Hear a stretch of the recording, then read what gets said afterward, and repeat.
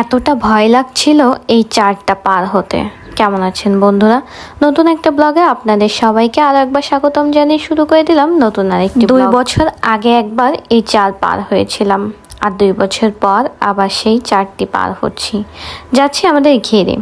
অনেক দিন পর আসা হলো, প্রায় 2 বছর পর। তো এই ঘেরে অনেক মাছ আছে, সাদা মাছ, চিংড়ি মাছ। যারা বাগেরহাট জেলাতে থাকেন তারা বেশিরভাগই এই ঘেরে মাছ চাষ করে থাকে। আর এই ঘেরটা আমি ফার্স্ট টাইম দেখছি। ওই পাশে একটা ছোট ঘের আছে, আমি আগের বার এসে ছোট ঘেরটা দেখে গিয়েছিলাম। এই বড় ঘেরটা দেখার সৌভাগ্য তখন হয়নি আর কি। নিজেদের ঘেরের মাছ রান্না করে খেতে বেশ মজা লাগে। আপনারা হয়তো বা দেখেছেন আমি যে সমস্ত মাছ রান্না করে একটা ভিডিও তৈরি করে থাকি, ঠিক এই ঘেরটির থেকেই মাছগুলো ধরা হয় আর কি। আমাদের বাড়িতে কখনোই মাছ কেনা হয় না, সব মাছ আমরা এই ঘের থেকে নিয়ে খাই। যখন মাছ ধরা হয় ওই সময় কিছু পরিমাণ বাড়িতে রেখে দেওয়া হয় আর বাকিগুলো বিক্রি করে দেওয়া হয়। তবে যেহেতু নিজেদের ঘের আছে এই জন্য কিনে খাওয়ার ওই প্যারাটা নেই। মাছ কিনে মোটেই খেতে চায় না আমার হাজবেন্ড। ও বলে যে আমি মাছ বাদে আর সব কিনতে পারবো, তবে মাছ কিনতে পারবো না।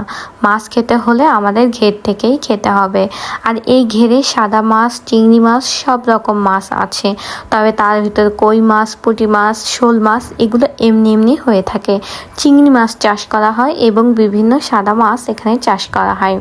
চলুন এবার ঘেরটা এই মাথা থেকে ও মাথা একটা বার দেখে নিই। এই যে এখানে দাঁড়িয়ে আমি দেখছিলাম, আর ভিউটা এত সুন্দর লাগছিল যা বলার বাইরে। বোন এসেছিল, তাই ওকে নিয়ে এসেছিলাম এই ঘেরে। প্রায় 2 বছর পর এই ঘেরে আমার আসা হলো। 2 বছর আগে একবার এসেছিলাম এই ঘের দেখতে, আর 2 বছর পর আসলাম।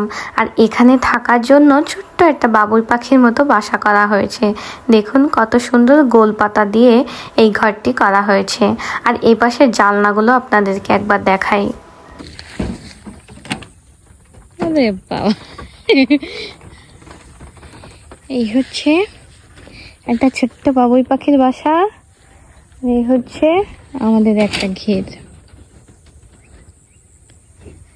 এখানে সাদা মাছ, চিংড়ি মাছ, সব মাছই চাষ করা হয়। আগে কখনো সেইভাবে আসা হয়নি। 2 বছর আগে এসেছিলাম আর 2 বছর পরে এসেছি ঘেরে।